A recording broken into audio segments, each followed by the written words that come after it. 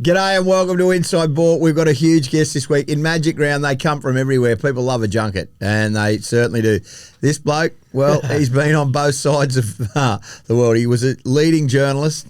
Now he's the head of football for the newest franchise in the NRL in 2028, the PNG Chiefs. His name is Michael Chammas. He's been everywhere, except he hasn't been on InsideAll. He joins us today. Hey, Chammy, how are you, mate? Boys, I'm not here for Magic Round. I'm here for you guys. Oh, that's the only reason I'm here. Yeah, we flew you down. That's exactly right. I didn't reciprocate the favour, though. Let's just get this out of the way now. Here we go. What, as a battling podcast like Inside Ball, you got the national coach, you've got a bloke who you've worked up against and with for many years. Mm-hmm. How have we got to get on? How come we didn't get invited to PNG last week with the cool kids? See, where you went wrong. The cool kids. Where you went wrong, the cool kids called me out. They went on social and called me out and said, send us up there to have a look.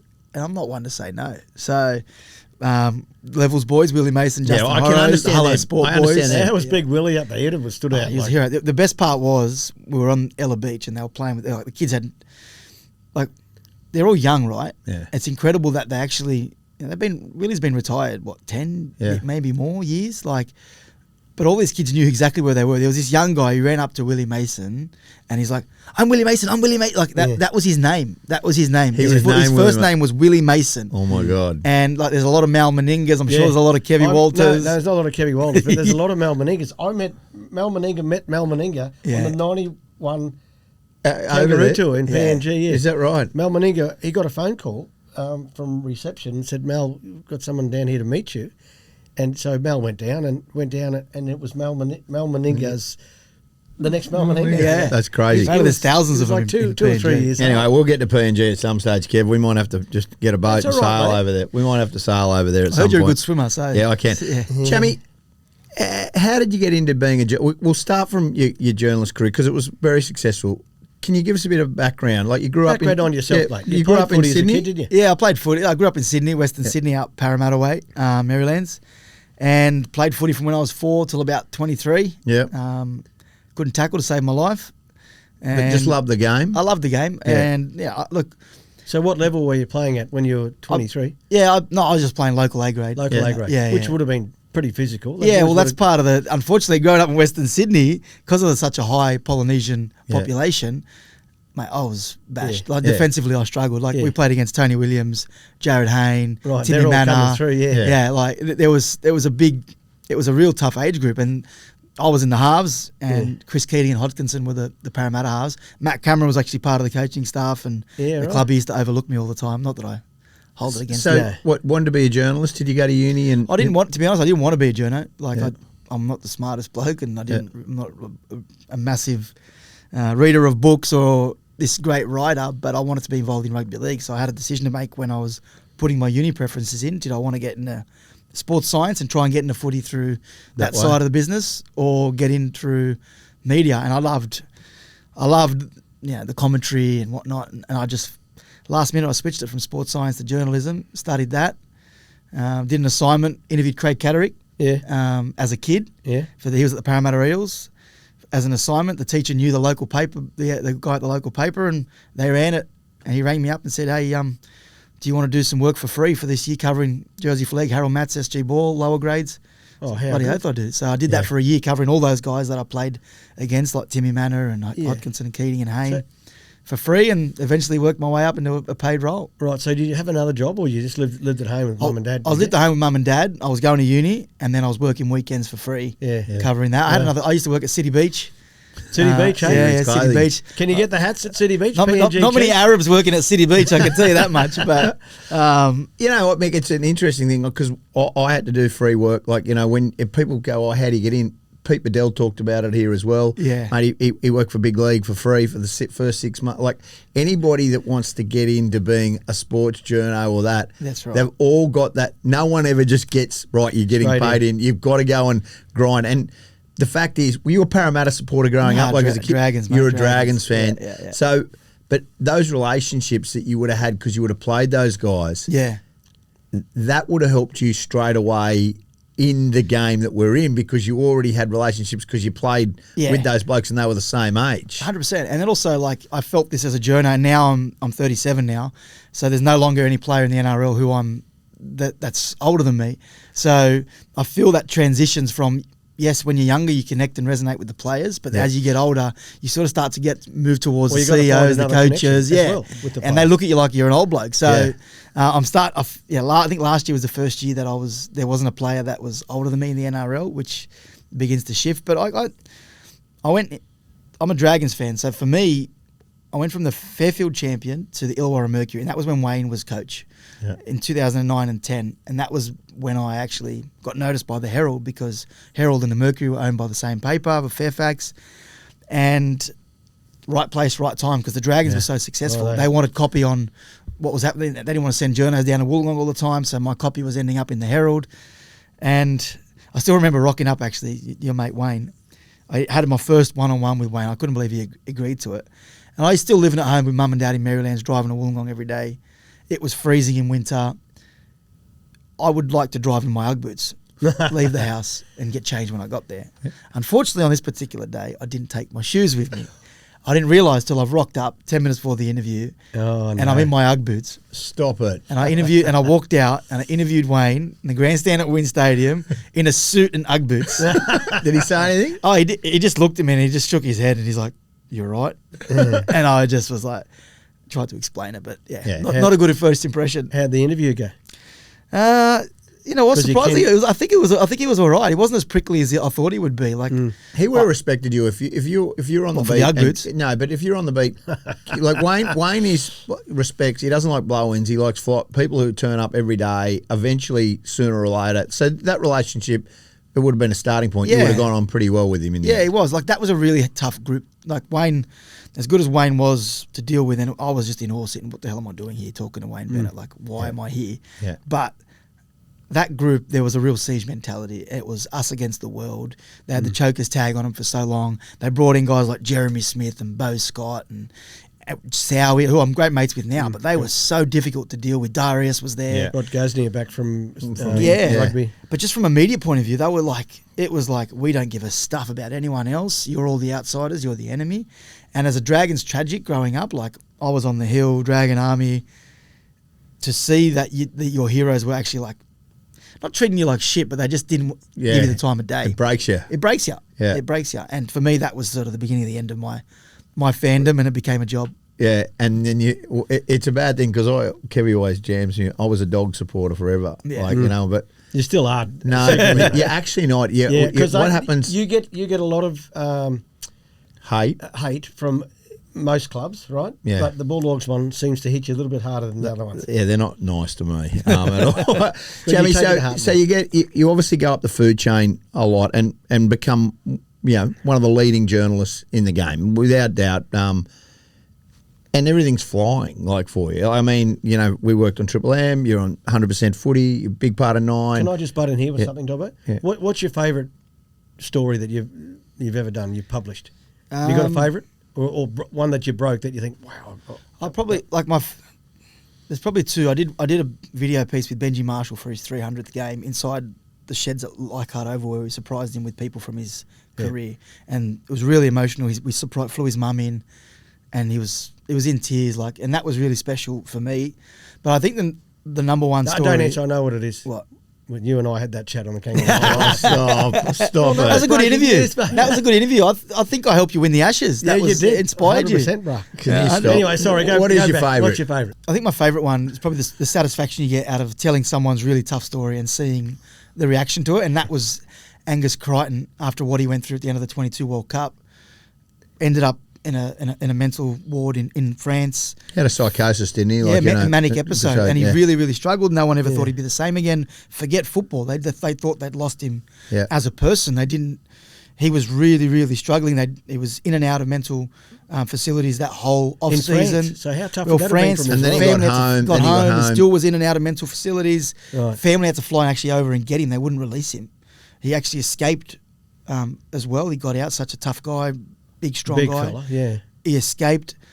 And to sit down with him and for him to recover the way he did, to come full circle, sit down and share his story, and he's crying and he's emotional about the impact it had on his partner and his family. Yeah.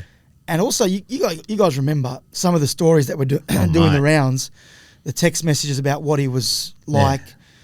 So for him to set the record straight and to show people just what he'd been through, to see the reaction to that from the public when his story, he got the chance to tell his story, and the overwhelming support he got from the rugby league, not just rugby league public, from the general public. Yeah. And then to see him then be able to share his story, go on and probably have the best year of his career that year. Yeah.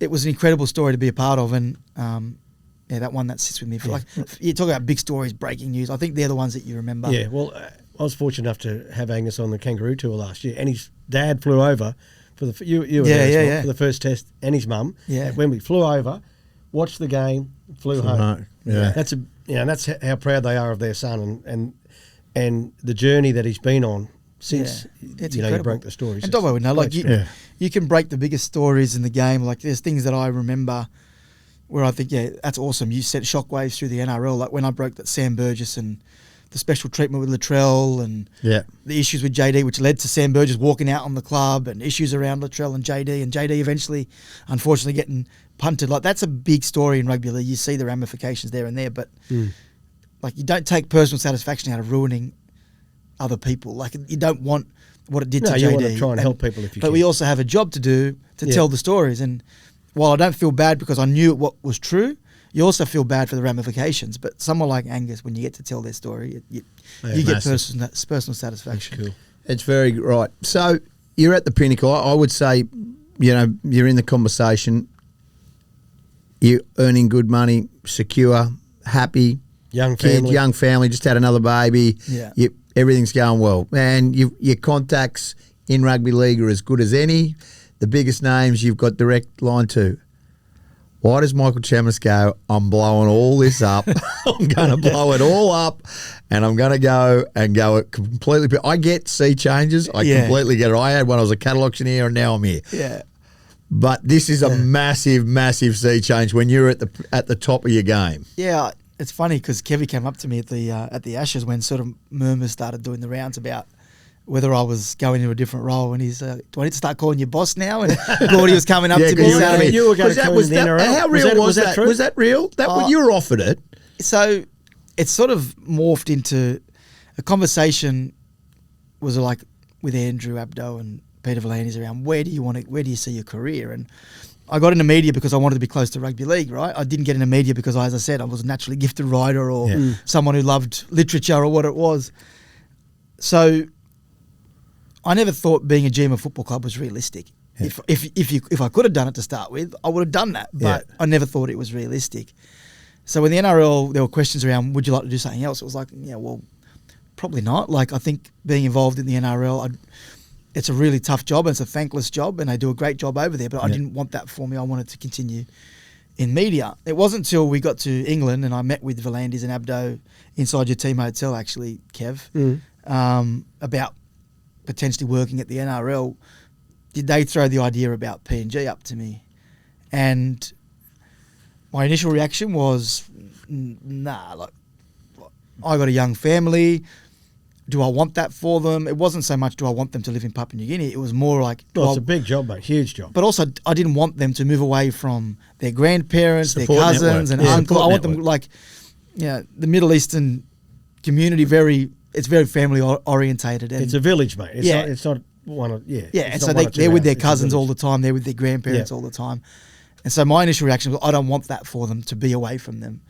I sat down with my wife and said, this is what Peter and Andrew said, would I be interested? And I said, no, thanks, not for me. But she's like, well, why? Why not? And I said, well, I'd love to do the job, but I don't think it would work. Like for you, for the family. She's like, well, what about the experience for the kids? It could be an experience of a lifetime for them. It's a humbling experience, and you guys know what the world is like at the moment. That there are some things raising kids in Australia, as beautiful as this country is, there are some social challenges, and I look at some things they take for granted. Take them to Port Moresby as I did last week, and you think these kids, as much as they don't have anything in Port Moresby, they're living. They go after school. If they go to school, they're going to play footy all night. They're there at 11 o'clock at night. They're living their life, and that's their way of life. Yeah, and I love that. I love that for my kids. I got to see them go on to Ella Beach. And all the locals embracing my kids and bringing them onto the beach and playing with them, come play with us. And they were shaking their hands and taking photos with them and hugging them. it was special to see. So the more I actually thought, this is an adventure of a lifetime for my kid. That was my priority. My focus was, is this going to be good for the kids? Yeah. Once I felt comfortable around the kids, I was like, well, how do I not take up the opportunity to build a rugby league team from the ground up? And one thing led to another, and I said, I'll regret it for the rest of my life if I don't do it. So is that with PVL and Abdo when you say yes? Like, because I mean, was Lorna appointed before you? No, Lorna. So you were their first appointment. The Chiefs. Lorna was appointed, but at the time of the conversations, I had no idea. Yeah. So they rename the Chiefs. We saw that. That was at the end of around that time. So you know that. So then you're like, okay, how does it begin? I mean, I love a challenge, and so do you, Kevin. That must have been the most exciting thing. Is like, righto, we got to start. We got to start. And you can get it wrong. Like I think the best. Well, I haven't got it wrong. No. But I can say the best indication of who got it right so far, and I mean this genuinely, and I say this, is I think the Dolphins got that 12-month. Terry Reader did an amazing job with appointing the coach in Wayne. Yeah. And then putting the roster together. I know they haven't had. They missed a couple of big fish, the Dolphins. But they were in the market from the start. Yeah, well, which I'm sure you'll be following exactly what they did. Yeah, did you look at that? Is that a prototype on how they went? It's a completely different model. We went and saw them. I actually rang Terry and I said, mate, we'd love to come, and Lorna and I would love to come and sit down with you guys and pick your brain. That's why you were at the game that day. Yeah. You were thinking we'll meet with players, but we actually met with Terry and his team there at the Dolphins, just to sort of. And they didn't have to help us, but they were more than happy to. And it was such an impressive setup, such an impressive process of what they undertook. Now, it's a little bit different in terms of the model. We've got the NRL involvement, the PNG government involvement, the Australian government involvement, and then we've got our own board. Whereas they just came in as the Dolphins, and they had money. People, and they had money. Sponsorship. So, and they could do what they want. You know, we have got realities for stakeholders that we need to make sure that we are keeping in the loop and working with. So it is a different model, but the principles are the same around how they built the club. The fortunate thing for us is we've come in a lot earlier than they did.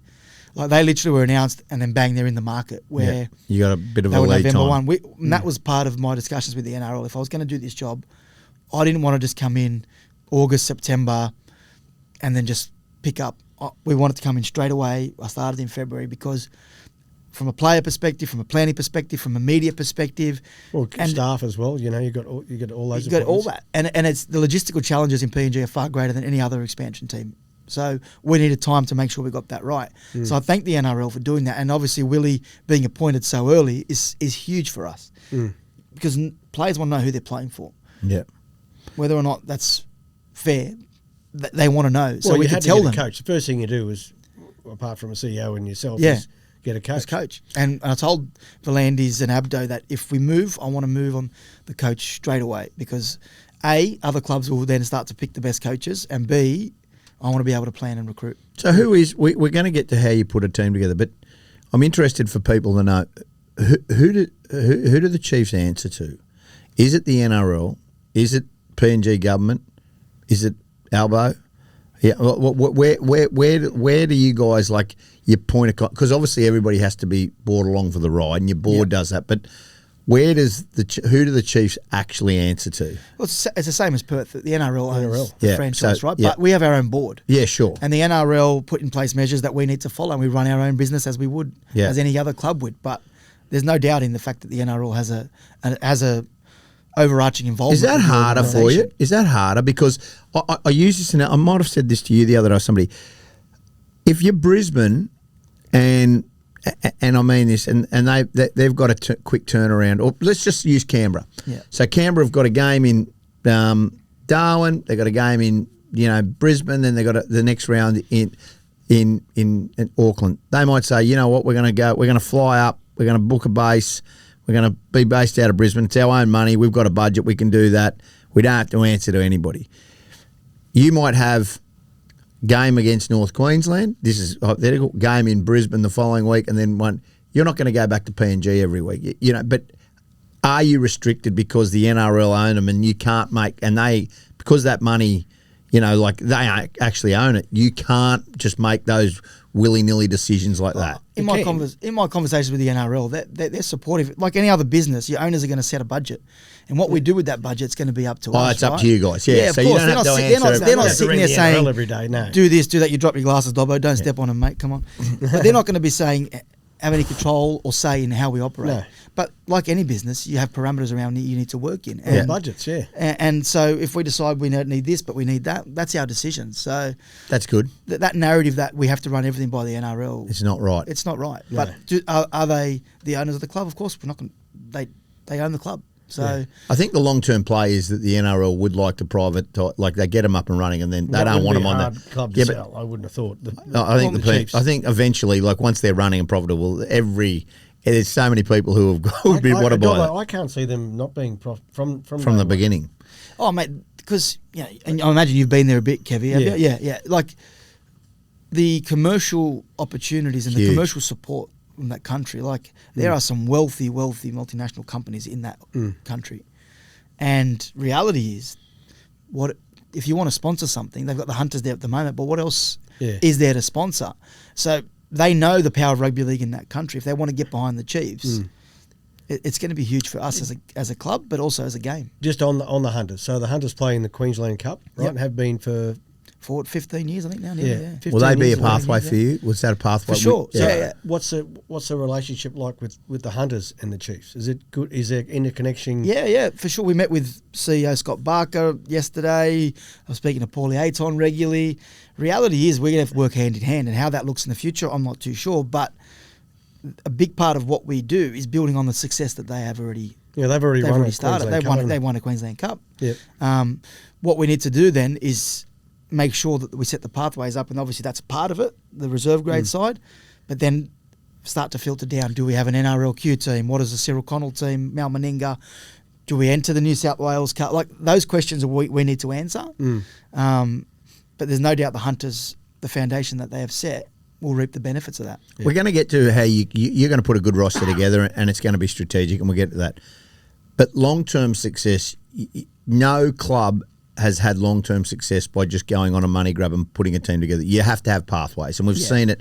So it's the national game, but the pathways, everybody I talk to says, look, it's not where it should be at the moment. So how is that a big part of what you guys are doing? Is we want under 7s, under 8s, under 9s, under 10s, all playing junior rugby league, and these competitions happening. And so I'm snowballing here. 10, 15 years down the track, the Chiefs have so many local players who have come through the system. Is that the long-term play? Is that, or you always have a sprinkling of the elite coming? Oh, you always look at the Warriors. They still have they're not they're predominantly New Zealand based, but they're not solely New Zealand. But they've got big pathways. So how do you set that up? Job. So for us, one thing we have to worry about is people playing rugby league, right? Yeah. People talk about Perth and comparing them to PNG. Their job's more difficult because they've got to develop, they've got to build their pathways, and they've got a really strong group of young players there at the moment. But they'll build on that, whereas we already have the advantage of 10 million people loving rugby league. We don't have to convince them to play rugby league; they already do. The one thing people have overlooked, everyone talks about the $600 million investment from the Australian government. 240 million of that is set aside for the Pacific strategy. It's Tonga, it's Samoa, it's Fiji, PNG, and that's helping the grassroots grow into hopefully becoming the biggest nursery of rugby league talent in the world. Now, a lot of these guys that play for Samoa and Tonga are second or third generation who are born in New Zealand and Australia. But what we need to develop is the PNG boys to come from within the country and play NRL. Now, as I said, 240 million goes to that. You talk about under 7, under 8s, under 9s. It doesn't work like that in Papua New Guinea. There isn't the local, isn't like it is in Australia where you go under 7s, under 8s, and you build your way up. If you play rugby league, it's probably through your school. And if you're playing through your school, there's such a low attendance rate. So at the moment, we're making it compulsory. And they've been doing where Chiefs aren't taking the credit for this. The PNG RFL, Joey Grimer working in Pathways. If you want to play for your school, you need to show you're going to school. And that's part of the bigger picture of developing the country and making sure education's a priority. Then there are the logistical challenges. If you live in Port Moresby, you can't access any other part of the country unless you fly. So if you're going to go Sunshine Coast to Brisbane, you drive and you play. There are no roads that connect them. So if you're on Sunshine Coast and you want to come play in Brisbane, you can do that. If you're on the Gold Coast, you can do that. If you're going to go an hour down the road, you got to fly. Yeah. What's the nearest, biggest rugby league community outside of Port Moresby? Well, the whole country has in the Highlands, the Highlands, or Rabaul, Mount Hagen, Enga, they all play rugby league, right? And you just can't get them anywhere else other than there. And that's going to be the challenge. So when you're picking the eyes out of the academies, which have been set up in the last 3 years, Joey Grimer has gone into 8 different regions and set up academies under 15, 17s, all in those regions, and we're developing those players. But the problem is then when you get to a Chiefs level, how do we then get them in to Port Moresby? We've got to facilitate them. You've got to house them. You've got to be able to look after them. And some of these kids have only lived in their village their whole lives. So you bring them into Port Moresby, as much as an Australian will look at Port Moresby and think it's a small city, to them, that's massive. It's like moving into New York. So how do we then get their cultural challenges? But also, there's 850 languages. So young Gairo Voro is a young player at the London Broncos at the moment. He's played for the Kumuls. He's a perfect example. He doesn't speak a word of it, or he didn't speak a word of English, couldn't speak Tokpisin, which most of the people in PNG do. He only knew the language of his village, of his tribe. So he goes into the national team and he can't speak to his fellow countrymen. That's the sort of logistical challenges as a country we have to overcome. Now, he's going with JD to London, and he has developed so much. He can speak English, he's speaking Tokpisin. But they're the challenges you take away. It's not just football. We're bringing them in to play footy. Culturally, they don't understand what it takes to be a professional athlete. We've got to educate diets them. And food and all that. Exactly right. So habits, training. How long will that take? Do you have everything? Well, this is in why sync? this is why this is in place for 10 years around the tax free. Okay, so 10 years tax free. 10 years tax free is in place as a minimum. Right. Because we're hoping in that time everyone will talk about they're going to be competitive. Can they win comps? Sure, we want to win comps. We want to be competitive, but the mark of success is going to be where we're at in that 10 years time, and are we still relying on tax-free dollars to fill our team? Yeah. Because ideally, what you want is a sustainable model with players that have come through the system, who are born in Papua New Guinea, who have come through our regional academies, been brought into Port Moresby, lived under it, played 17s, 90s, Chiefs, all the way through. Developed. Yeah, I know that's going to be a tough. It is. It's a big job. Because you look at the Storm, they've been in the competition since 1998. Yeah, the problem is it's not the state-based games. I know that. I was going to say that, but they've had 1, 2, maybe 3. Yeah, I think they have had 5. 5 in nearly 30 years. And they're the most successful team of the modern era. What's a realistic approach from you guys? How many would you think in 10 years? Yeah. How many local products do you think will be in your squad of 30? I'd like to hope that you've got 50 to 70% of your roster who are PNG born. Definitely. Which would be the case with the Warriors? They'd have that many? Yeah. Oh, for sure. I think the Warriors, I'd say, would be 80% of their squad are from born in New Zealand. The thing is, what the Warriors have got is the infrastructure and resources around rugby. Just forget separating union and league. They're either played league or union and have the facilities. Our challenge is they don't have boots. They don't have balls. Yeah. Well, I remember at the Broncos, the players used to put boots into a box, and Springer would send them up to PNG because they couldn't afford. That's right. Boots, you know. So how hard is it to get all that kind of stuff? I'm sure sponsors. There'd be sponsors come into it, but just having gear for these are the things you don't even think about. No, we look at the top end, at the top level, okay, Jarome, everything. But all this stuff, it would take so many, and it's only 2 of you at the moment doing it. It is, and everyone thinks that we're just building the top 30 roster. Well, it's taken up quite a bit of time, but there's a whole nother layer of what tell we're us what you on. are building up there. What about the training facility? Where are we at with the training facility? So Centre of Excellence plans underway at the moment. We've acquired the land right near the stadium, and that'll be built. They'll start construction on that shortly. Is that next door to the stadium? Just next door to the stadium, behind the post there. Yeah. So we'll have a new field. There'll be 2 fields, training fields for us to use, state-of-the-art high-performance centre, and then the stadium right there. So that's 10 minutes from where we're going to live. Right. So it's going to be perfect. And built into that is going to be a dormitory facility. That's not for the NRL players, but I spoke to you about bringing players in. So hoping that maybe if we have a 21s team, when we bring all these kids from the different parts of the country, we can house them in the dormitory facility that's right as part of our high performance centre. So will that be built by next year? When you guys get going, and over there in PNG, they love construction. They love it. So now you've got that and the village being built. Yep. when do you get the keys? Like when do you? Oh, we're hoping when players move in October with their families, or September, or whenever it is they choose to move in, they'll move into brand new, fully furnished apartments. That's well on track. I was there for free. No. There's a misconception which is angering clubs that they're going to live there for free. They'll pay rent like anyone else would pay rent for a 3-bedroom apartment. Local equivalent for local rent or Sydney rent? Well, that's what needs to be worked out. What does that look like? How does it become affordable? Because expats live in Papua New Guinea and they pay a certain rate. So we need to work out what does that actually look like. Yeah. Then there's the other element of when we move in, you've got 67, I think, apartments that they'll have access to, 3-bedders, 2-bedders, 1-bedders, depending on your situation. And then making sure that as soon as we start training, Centre of Excellence is up and running and move in. So construction is underway for the village. I saw it. I was there last week. Mm-hmm. Foundations are being poured. It'll be ready. Can I ask you this? And we're going to get the players, but it's one thing to get players together. I went to boarding school. Yeah. You know, you sort it out. Men sort things out. But families and that, everybody has different principles and values in their family system. You're asking everybody to live under one roof pretty much with the same, like, I'll throw up, player X gets dropped for player C. Yep. Their wives are great friends. Player X doesn't think he should have been dropped. He's got that. He goes home and bitches. Next thing you know, you got wives not talking to each other. You're in a village. Like there is so many more logistical problems that like it can create. Here at Brisbane, that happens. They all go off to their own houses. There's still Everybody conflict, sorts though, out. Dobbo. Conflict. But there's going to be a lot more conflict if they're in one village. 100%. And that. So how do you?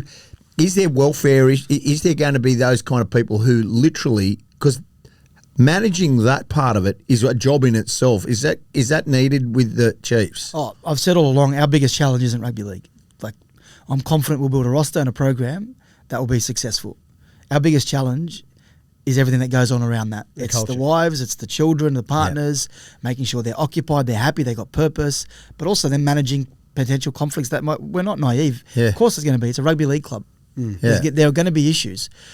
But using clubs like Penrith and the Storm as a model of how they handled, and I know it's a shorter period of time, but the COVID bubble, the teams that enjoyed it the most, I would say the ones were in the Sunshine Coast because it was an open resort, the kids could go out and about, which you can sort of get away from each other if you really need to. Yeah, which we have reflected in what we are building. We're not in a high-rise.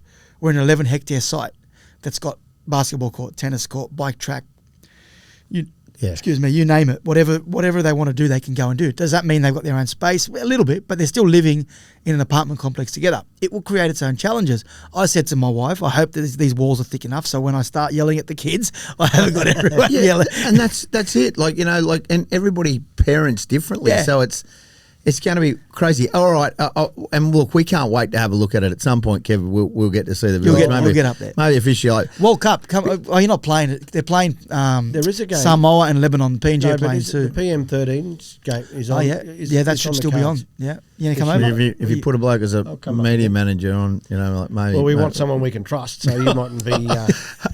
Darcy will come. Darcy. Hey, we'll take you up there. Chammy, 001 Jarome Luai. Yep. I mean, great pick. Great hit the ground running. How did it play out? Give us some backstory. I mean, obviously you've been looking at the list, but how did Jarome Luai and you guys go like bang and for him to even entertain it? Because he was on a great deal with a club that was going really well. Yeah. I want to say everyone's, and it's great for us as a club, everyone's saying how good are the Chiefs, they got Jarome Luai. I also know from my media perspective that had we not got him, the narrative is flipped on its head. It's no one's going to go to Port Moresby. You've offered him tax-free dollars. Yeah, I didn't even think of that. So, from that point of view, we don't want to just sit there and think how good are we, because reality is everyone would be saying the opposite if we missed him. So, great for the club, huge moment for us, but it could have also gone the other way. Yeah. How it started, to be honest with you, I've known Jarome since he was a teenager as a reporter. I've got a great relationship with Jarome. I interviewed his father when he came out of prison. I know the family story really well. So I know what kind of person he is. I knew straight away he would tick every box off the field. On the field, that's Willie's domain. Yeah. Off the field was my biggest concern with this club about the kind of people we bring in, and I knew perfect for us. I also knew, because I broke the story as a reporter, that he had the options in his contract. Yeah. I knew that he had an option every single year. Yeah, the old bit of inside mail. Yeah, Eh? well, It helps. it helps. It helps. And it's not like I knew it and it was a secret because I reported it, Yeah. but I also reported when the date was. So I knew April 30, if we'll get something done, if he was to take up his option with the Tigers for 27, that we wouldn't be able to talk to him until November 1. So April 30, we had to get it done by then. So the conversations were going on in the background, but it Did wasn't you ring until... him direct? No, I got a great relationship with his manager, Walkwright. Yeah. Yeah. So you rang the manager first? Yeah. So you got the job, and then first day in the job. Yeah, you there were rang- 2 phone calls that I made in the first day of the job. One, obviously, around Walk to about Jarome, and the other was Willie. to no. Try to get Ivan. It wasn't. You tried that to get was Ivan. maybe the second day. No, it was actually to Ahmed Murhi around Payne Haas. Yeah. Oh, you had a crack at him as well. Well, I didn't realise when it was too far gone at Souths for that at that point. Yeah. He hadn't been announced, but it was clear It was to me clear that that he was going out. he was going to Souths. By trying to sign Payne Haas and Jarome Luai tells me you're a pretty smart operator. Well, I'm serious, mate, Yeah. because Payne Haas is the best prop in the game. Yeah. And he may be one because he was, whatever reason, at Brisbane. He's never leaving Wayne. But was there No. when you spoke to Ahmed, did he say, mate, he would have been, because Payne would have been interested in that if he and once he gives his word, they'd done the deal with Wayne. That was Yeah, I got the sense of that. Like I met with Ahmed straight away, and How good a bloke's Ahmed? he's a good fella. He's a good fella, and to his credit, he didn't drag it on. And I said to him, I rang him. I literally on day one and said, "What's happening with Payne?" And I'd interviewed Payne in his house only 2 or 3 months earlier. I went up there, so I got a good relationship with him and Lani, his partner, and Ahmed. And I said, "Where's it at?" And I was on the phone to him. I said, "Can we catch up in the next week?" And he said, "Well, by next week, it's probably going to be too late." I said, Yeah. "What are you talking about?" So he's he going just missed to the job. re-sign at Brisbane. He said, "No, there's something else going on." I said, "Ahmed, I'm going to come over and see you." So I turned around. I was going to the city for a meeting. Turned around, went to his house. Yeah. It's And big spread in it at Ahmed's house. But yeah. And we had a chat about where it's at, and obviously swore me to secrecy around South South Sydney. Sydney. Yeah. But I could sense it was too late. too late. And if we were going to do it, this is not a normal football club. I need to get him, and I need to get Lani, his children. I needed to get them all to Port Moresby very, very quickly. Couldn't do it. And I spoke to, and they were about to go to England for the World Club Challenge. Just out of curiosity, how much did you have for Payne? You tucked away there. It didn't really get to that Get to point. that. What's he worth on the open market? Payne Haas? Whatever South Sydney paid him. Oh, good Joey. Yeah, but it's not. The play just can't be financial. Obviously, the R360, No, I know, the but R360 thing was let's there, be right? real. It was real. Money is a big factor. Of course, young family, You know. comes from nothing. Like he, and also the big push would have been family for him because he looks after his 2 little brothers. Yeah. So they would have had to come. I don't think you can underestimate. I know you want to get players to PNG on, Yeah. and that's true. Yeah. But the amount of money that's been in the game now, Yeah. it's life changing for players. It is, and that would have been life changing for Payne. Yeah. And I said to him, let's get on a plane before you go to England. Can we get him on a plane to Port Moresby? Him and his partner and his kids. They thought about it. They rang me back. Maybe to their credit, they rang me back 2 days later and they said, look, their heart's set on South Sydney. We don't want to waste your time. Payne said, I don't want to be that guy to you. So Okay, that's good, eh? I love the fact that you went after him though. Like it shows Yes, that there was nothing. There's no player Well, that you want the best You to need go to there. You've got to knock on the door and Yeah. ask. So If they say Luai, no, they say no. there's no harm in saying so that. Luai get Don't be Luai. When did you know that there was interest? Like obviously, I'll get to the dollar thing because I think that is something. I know you don't. But when Jarome's his own man, every time I've ever knew, he's very much his own man. When did you actually talk to him, or did you only deal through what? Or did you actually No, ring? both. Because I've got a great relationship with Wok and Sarah, his partner. Yeah.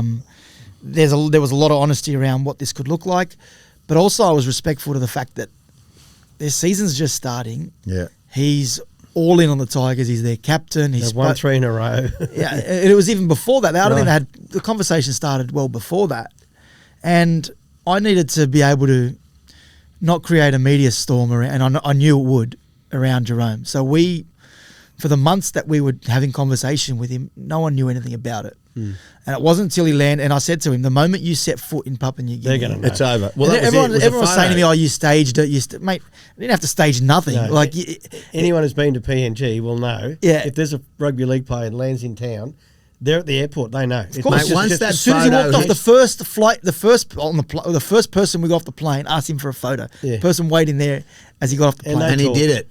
Yeah, he did it. Yeah. And then that continued to when we took him to the facility, Airways, where we're going to live. We took him to the. We got invited by the Prime Minister to go watch that game. That wasn't part of the plan. But when the Prime Minister asked you to come and sit with him and watch the local domestic go and watch competition, the you go local and game. watch it. Yeah. But I had goosebumps. Jarome had goosebumps when the crowd turned around and saw him, and they all got up as one and started chanting Luai. Mate, that I got goosebumps who were talking about it. Like he would have been like, Yeah, this is my place. this is and I have to say, this is not about it's not about him not wanting to beat the Tigers, because the reason he almost didn't get on a plane is because his love for that club and what Benji and him and the others have been able to build there. Yeah. So to get him away from that, it had to be more than football. And I know you're going to say yes, it's money, but it all has to be more than that. Yeah. Like I don't think he was coming when he flew on that plane. He jumped on that plane. I don't think he was intending to sign with us until he experienced it and heard the vision of the country from the Prime Minister, experienced and saw firsthand the look in the eyes of the people who saw him, that he actually realised what I can do here is far greater than anything I can do on a rugby league field. Yeah. It's huge. That's true. The money. Everybody's bitching about it in the NRL. You've gone from the hero to enemy number one again. Chammy, you can't get away from it. You were a journo. So much so. Yes, The Bears are now getting... The Bears are upset. They're getting some like support. everyone, the Bears are getting some support. I mean, every club you talk to are like, oh, like all the CEOs are up and up.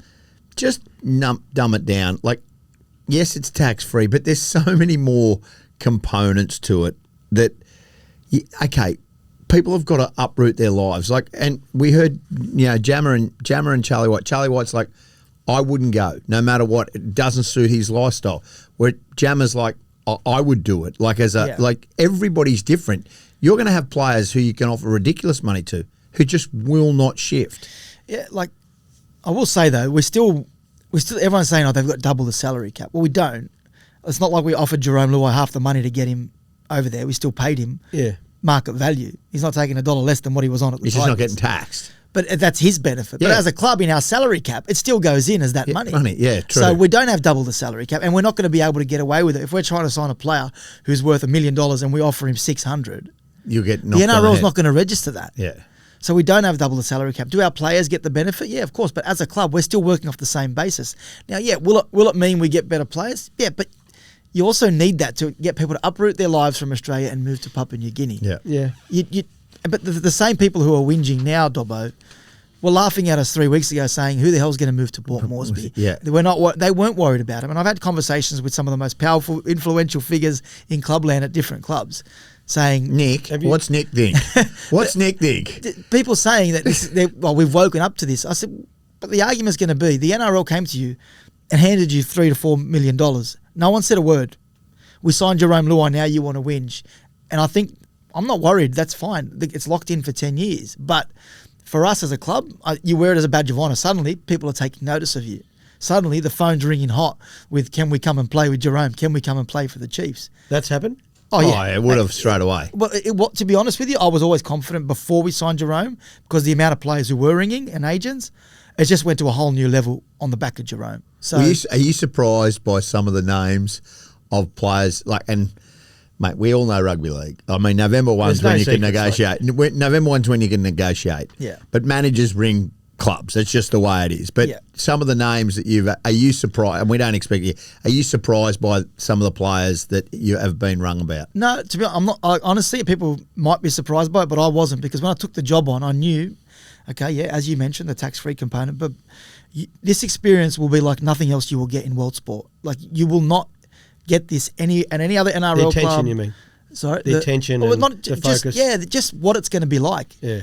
It is honestly the experience of a lifetime. So for anyone who's going to be part of our inaugural team, to see what it will do for the country, just the scenes of excitement, like you're not going to get it. Dobbo, you're not going to get it. What about safety though, mate? Like, that's I've got some really good friends who have lost family members over there in Port Moresby. Like, yeah, cars being hijacked, coming into the driveways. I mean, and there is gated communities, and it's a great country. Don't get me wrong. I've got so many friends who have been successful there, but that's got to be a concern. Will you have is it going to be safe for the families and everything like that? So we're putting every measure in place to make sure it is. As the GM, my issue isn't safety, as in they're going to get hurt. What the issue for the club's going to be is the issue of being overloved and people wanting to be around them, and every time they walk down, people are going to come up to them, want to take photos and hug them. That's going to be the issue, not that they're going to get hurt or something's going to happen to them. Because if anyone touches a player in Port Moresby, they get lynched. It's not going to happen. And the wives, as an extension, the children. Like my kids, as I said to you, they went down to the beach. Willie Peters' wife flew over with her son Jackson.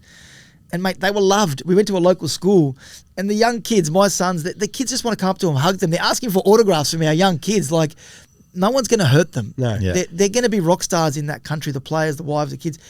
And in a way, I'm worried about my kids being over the top. You're thinking they're better than what they are. Yeah, I don't want that. I don't want them to think suddenly they're heroes. Like, school there. They'll go to school. Kids will go to school there. We're moving there next year when the village is built. We're all going to move over. I've got 3 kids, 10, 8 and 6, and I've got 1 on the way.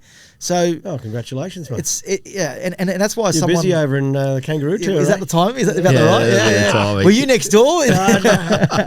Chammy, when will it really start to heat up from a player signing? Like, everybody knows the name's Liam Martin. I know you can't, he's come out and said he wants to go. That Connor Watson spoke very fondly about it in the paper, just saying it's got to be more than money. Like, those kind of big name players, when will we see more? Yeah, look, so Liam's obviously contracted till November 1, so we can't talk about it. But you have heard it. Yeah, I've heard of everything, and that's great for us. It's great for us because what it does do, while we still can't talk to them, what it does do is other players notice, this guy's interested, this guy's saying this.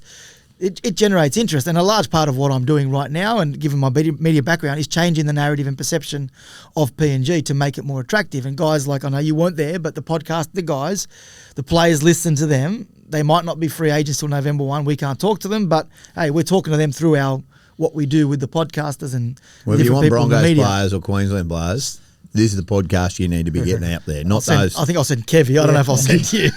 I'll buy you a ticket. Yeah, thanks, mate. But that's where we're trying to every club be proactive. Will be impacted by the Chiefs. Every club, but also this narrative around I'm not going to shy away from when I was a journo. I was quite vocal. I think I was even on your show, Dobbo, on Triple M, and I was quite vocal that Perth should have received support from the NRL. And it's hard for me now to come out and say that because, as I said to you, the NRL own us. Yep. But I said that. I'm not going to hide from what I actually said as a journo. Well, that's happening now, isn't it? Well, to some degree. And that's fine. But one thing I will say, though, is everyone's saying it's not fair that they're competing with PNG. We weren't in the market the first 18 signings they made. So they have had a chance to do that. Now, we are in the market. We've been actively pushing. Yeah, but you've got an advantage, mate. Yeah, we do. Because of the dough. The money is the advantage. The reason that you're getting Luai's never going to Perth. Never, ever.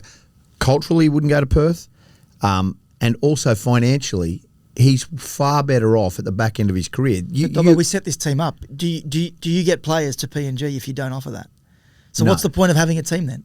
Well, that's right. Unless you have that financial benefit. People say it's unfair. Their time to say it was unfair was when they were taking the $4 million.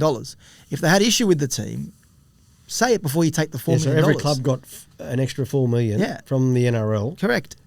And there were no issues then. For the Chiefs. So what I'm saying to you is everyone knew this was happening. Yeah. This is not new. Now it's everyone knew this is what it was required to make a team function. It's all good to let you start taking their players. Well, not their players, till they start. And I said that to Lorna, our CEO. I said when people were ridiculing and mocking the Chiefs, it was like the moment we sign somebody that they are threatened by, this will turn. And it happened. But that's okay. It means I'm comfortable knowing that nothing's going to change. And people have to get used to the fact that that's the reality of our situation. You mentioned the schools, and the kids will go, all the players' kids and staff children, if they have, will go to local schools. What about high schools? Yep. Similar? Is international high school as well there? International high school. Yep. So only international students there, or PNG? No, a lot of PNG nationals go to the schools as well. Yeah, for sure. Because I went to school IGS, mate. Ipswich Grammar. There were, I'm going to say, up to 10 PNG Yeah. nationals that left and went to boarding school. So it does happen. The international schools. And parents, if they had that, might send them to boarding school in Townsville or Cairns or back to, like, there's nothing wrong. We all went to boarding school. Like, what about the education system up there? Are you confident that? Yeah, families- for sure. And some people might opt to do that. Yeah. Some people might opt to send their children to boarding school when they get to a certain age. But we've visited the schools. I took Jarome and Bailey, his partner, with their son Izzy to the local international school there, and they loved it. We went the other day with my kids to another international school there, and that was predominantly Papua New Guinean kids. I'd say 90% of the kids there were Papua New Guinean. It was an incredible experience. So I've got no issues from an education standpoint. Yep. Each family might have their own views on what they want, Yeah. but we're able to provide different options for them. Can I ask you this? And I probably haven't spoken about this. I actually love the fact that you're in this game now, but the rugby league is very much not an old boys club, but everybody, like, we recycle a lot. Like a lot of people, they might go from one, but they get another chance and that like that. The knock for people straight away were like, "Oh, mate, he's a journalist. How could he be the head of football?" Which I go like, "What? Why not?"